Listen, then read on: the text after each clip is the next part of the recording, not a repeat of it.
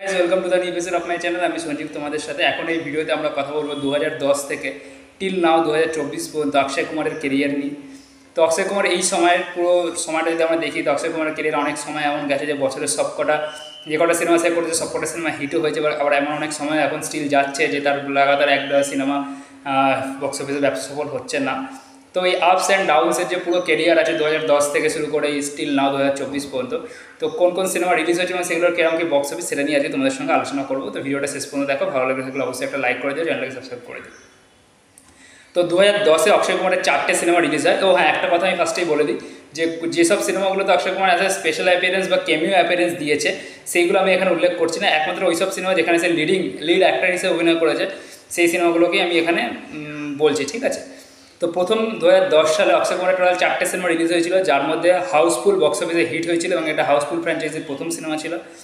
খাট্টা মিঠা বক্স অফিসে average business করেছিল, যদিও পরবর্তীকালে এই সিনেমাটা ইন্ডিয়ান সিনেমার কমেডি জনরার একটা ক্লাসিক সিনেমা হয়ে গেছে। এছাড়া তিজমার খান, যেটা অবশ্যই আর একটা ক্লাসিক সিনেমা হয়ে গেছে বর্তমানে, এই সিনেমাটা বক্স অফিসে সেমি হিট হয়। এবং অ্যাকশন রিপ্লে বলে একটা সিনেমা করেছিল যেখানে ঐশ্বর্য রায় এবং আদিত্য রায় কাপুর ছিল। এই সিনেমাটা বক্স অফিসে ফ্লপ করে।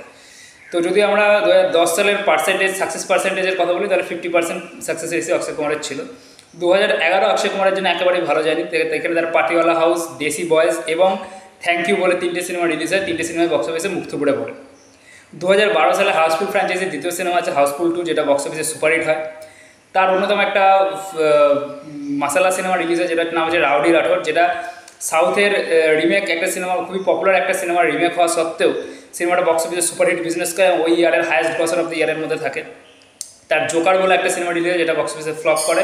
এবং OMG ও মাই গড এই সিনেমাটা বক্স অফিসে সুপারহিট হয়। 2013 সালে অক্ষয় কুমারের স্পেশাল 26 রিলিজ করে যেটা বক্স অফিসে সেমি হিট হয়। ওয়ান্স আপন এ টাইম মুম্বাই দুবার রিলিজ করে যেটা বক্স অফিসে ফ্লপ হয়। এবং রিলিজ হয় বস, যেটা বক্স অফিসে ফ্লপ বিজনেস করে। 2014 সালে তার প্রথম রিলিজ ছিল holiday, a soldier never ends duty. এই সিনেমাটা বক্স অফিসে হিট হয়। এন্টারটেনমেন্ট এবং দ্য শৌকিস এই দুটো সিনেমা বক্স অফিসে ফ্লপ করে।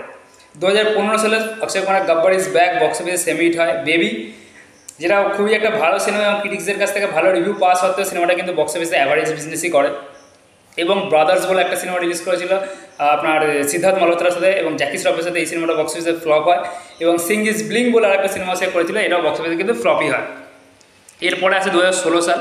2016 সালে এয়ারলিফট তার প্রথম সিনেমা আছে এবং এই সময় থেকে অক্ষয় কুমারের একটা দারুণ আপ শুরু হয়, এক্সট্রিম আপ শুরু হয়, যে সময় সে তার সিনেমার কন্টেন্ট বলুন, সিনেমার চয়েস বলুন, প্রত্যেকটা জিনিসই বেটার করেছিল, ঠিক আছে। সেখানে তার ফার্স্ট সিনেমা ছিল এয়ারলিফট, যেটা বক্স অফিসে কিন্তু সুপারহিট হয়। তারপরে হাউসফুল 3 করে, যেটা বক্স অফিসে সুপারহিট হয়। এটা অলরেডি সুপারহিট ফ্র্যাঞ্চাইজি, হাউসফুলের থার্ড পার্ট ছিল। রুস্তম বক্স অফিসে এগেন সুপারহিট হয়। 2017 সালে জলি এলবি 2 করেন, সেটাও সুপারহিট হয়। 2017 সালের সেকেন্ড সিনেমা টয়লেট এক প্রেম কথা, যেটাও বক্স অফিসে সুপারহিট হয়। 2018 সালে রুস্তম করেন রুস্তম বলছি প্যাডম্যান করেন, এটাও মোটামুটি একটা সত্যি ঘটনা অবলম্বনের সিনেমা ছিল, এটা বক্স অফিসে সুপারহিট হয়। গোল্ড করেন, এটাও সত্যি ঘটনা অবলম্বনের সিনেমা, সেটা বক্স অফিসে অ্যাভারেজ বিজনেস করে। এবং 2.0 যেখানে বক্স অফিসে অক্ষয় কুমার যেখানে অক্ষয় কুমার অ্যাজ এ নেগেটিভ কিরদারে অভিনয় করেছিল, এই সিনেমাটা হিন্দিতে সুপারহিট হয় কিন্তু অল ওভারের বিচারে সিনেমাটা কিন্তু অ্যাভারেজ বিজনেস করে, ঠিক আছে। এবং ওই বছরের highest grosser of the year হয়। 2018 হায়েস্ট গ্রসিং সিনেমা ছিল 2.0, যেখানে মুখ্য চরিত্রে অভিনয় করেছিল রজনীকান্ত এবং অক্ষয় কুমার এখানে বতর নেগেটিভ কিরদারে অভিনয় করেছে, নেগেটিভ রোলটা সে প্লে করেছিল। 2019 সালে তার কেসারি বিগেস্ট একটা বিশাল বড় হিট হয়, সুপারহিট হয়। মিশন মঙ্গল এগেন সুপারহিট হয়। হাউসফুল 4 সুপারহিট হয় এবং গুড নিউজ এগেন সুপারহিট হয়, ঠিক আছে। তো 2019 এবং 2016 সাল এমন সাল যেখানে অক্ষয় কুমার কিন্তু বছরে যে কটা সিনেমা রিলিজ করেছিল সব কটা সুপারহিট হয়েছিল। এবং আপনি যদি 2010 থেকে 2019 পর্যন্ত দেখেন তাহলে প্রত্যেক বছর কিন্তু অক্ষয় কুমার সুপারহিট সিনেমা দিয়েছে, এক্সেপ্ট 2011। প্রত্যেক বছর অক্ষয় কুমার কিন্তু সিনেমা দিয়েছে এবং এটাই কিন্তু একটা স্টারের বৈশিষ্ট্য যে সে এরকম না যে 5 বছর অন্তর আসবে এবং একটা বড় হিট সিনেমা দেবে বা দুটো বড় হিট সিনেমা দেবে, এটা না। সে প্রতি বছর আসবে এবং প্রতি বছর কিন্তু 2-3টে করে যে সিনেমা করে সেই 2-3টে সিনেমা বক্স অফিসে সাকসেসফুল হবে। এটাই কিন্তু একটা স্টারের কনসিস্টেন্সি, যেটা অক্ষয় কুমার এই 10 বছরে 2010 থেকে নিয়ে 2019 এই 10 বছর কিন্তু অক্ষয় কুমার ভালোভাবে সেটা দেখিয়েছে। তার বছরে 4টে সিনেমা রিলিজ হয়েছে, 3টে সিনেমা রিলিজ হয়েছে, এমন গেছে যে প্রত্যেকটা সিনেমায় বক্স অফিসে কিন্তু সাকসেস পেয়েছে, ঠিক আছে। তারপরে আসছে 2020। এইবার এখানে প্রথম রিলিজ হয় লক্ষ্মী, যেটা এখান থেকে আমরা বলতে পারি অক্ষয় কুমারের ডাউনফল একটা শুরু হয়েছে। আপাতত যে ডাউনফলটা সে দেখছে সেই ডাউনফলটা শুরু এখান থেকেই হয়। এটা সাউথের খুবই পপুলার একটা সিনেমা কাঞ্চনার রিমেক, যেটাকে ডিরেক্টর করেছিল কাঞ্চনার একটা ডিরেক্টর রাঘব লরেন্স। কিন্তু এই সিনেমাটা ওটিটিতে রিলিজ পায় কারণ সেই সময় কোভিড প্রত্যেকে জানেন যে কোভিড সেই সময় এসেছিলো। সিনেমাটা ওটিতে রিলিজ পাওয়া সত্ত্বেও কিন্তু সিনেমাটা একেবারেই মানে নেগেটিভ রিভিউ পায় দর্শকের থেকে। তো এই সিনেমার থেকেই অক্ষয় কুমারের ডাউনফল আমরা শুরু করতে পারি। এরপরে বেল বটম বলে একটা সিনেমা 2021 শুরু হয়, কিন্তু এই সিনেমাটা রিলিজের কিছুদিনের মধ্যেই কিন্তু আবার লকডাউন হয় 2021 যে লকডাউনটা হয়েছিল ইন্ডিয়াতে। তো এই সিনেমাটা বক্স অফিসে বড় একটা ডিজাস্টার হয়ে যায়। 2021 তার সেকেন্ড লকডাউন মিটে যাওয়ার পরে, প্রায় 2 বছরের লকডাউন মিটে যাওয়ার পরে 2021 শেষে তার সিনেমা আছে রোহিত শেট্টির সঙ্গে সূর্যবংশী।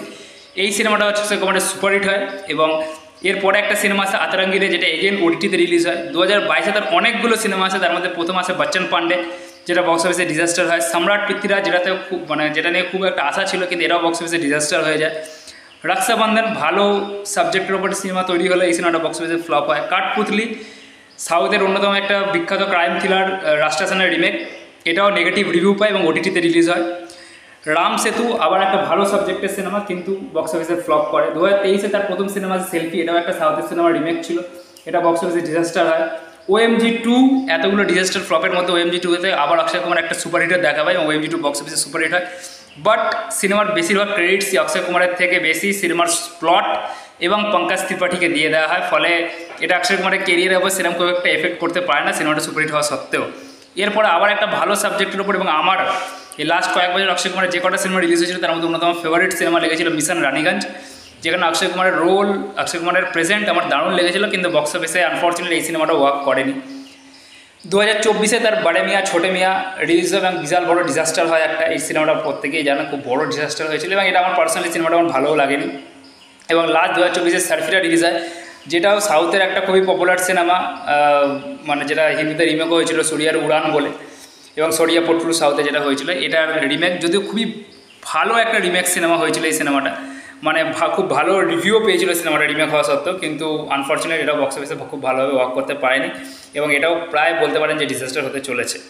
তো এটাই ছিল 2010 থেকে 2024 পর্যন্ত অক্ষয় কুমারের টোটাল কেরিয়ার অ্যানালাইসিস, যেখানে এরকম অনেক 2010, 2012, 2019 এবং 2017, 2016 মতো এমন সাল গেছে যেখানে অক্ষয় কুমার বছরে যে কটা সিনেমা রিলিজ করেছে সব কটা সিনেমা কিন্তু বক্স অফিসে খুব ভালো হিট পেয়েছে, ভালো সফলতা পেয়েছে, সুপারহিট হয়েছে। এবং এমনও গেছে যে তার বছরে 4টে সিনেমা রিলিজ হয়েছে, 4টেই সুপারহিট হয়েছে, ঠিক আছে।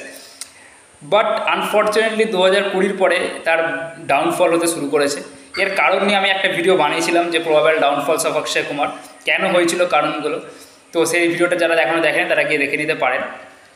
তো 2020 পর থেকে একটা ডাউনফল সে দেখেছে এবং রিসেন্ট এখন টাইম পর্যন্ত সে অনেকগুলো ভালো সিনেমা করেছে। সার্ফিরা বলুন, সম্রাট পৃথ্বীরাজ বলুন, রক্ষাবন্ধন, বিশাল মঙ্গল, রাম সেতু, এরা অনেকগুলো সিনেমা করে যেগুলো ভালো সিনেমা ছিল, কিন্তু ভালো সাবজেক্ট ছিল, রিভিউ ভালো পেয়েছিল, কিন্তু বক্স অফিসে ওয়ার্ক করতে পারেনি। এবং আপকামিং দিনে তার আগামী মাসে খেল খেল মে রিলিজ হবে, তারপরে স্কাই ফোর্স রিলিজ হবে, welcome to the jungle release হবে, হাউসফুল 5 রিলিজ হবে, হেরাফেরি রিলিজ হবে, অনেকগুলো সিনেমা আছে। তো দেখা যাক কোনটা দিয়ে অক্ষয় কুমার কামব্যাক করতে পারে। আমার খুব ইচ্ছে যে স্কাই ফোর্স বলে যে সিনেমাটা, যেখানে আমরা সুনীল শেট্টি এবং অক্ষয় কুমারকে আবার একসাথে দেখতে হবে, সেই সিনেমাটা দিয়ে অক্ষয় কুমার একটা গ্র্যান্ড কামব্যাক হবে, সিনেমাটা বড় হিট হোক, এটা আমার পার্সোনালি একটা খুব ইচ্ছা এবং অক্ষয় কুমার কামব্যাক অবশ্যই হবে। তো এটাই ছিল তার কেরিয়ার অ্যানালাইসিস। ভিডিওটা ভালো লেগে থাকলে অবশ্যই লাইক করে দেবেন, চ্যানেলটাকে সাবস্ক্রাইব করে দেবেন। Thank you.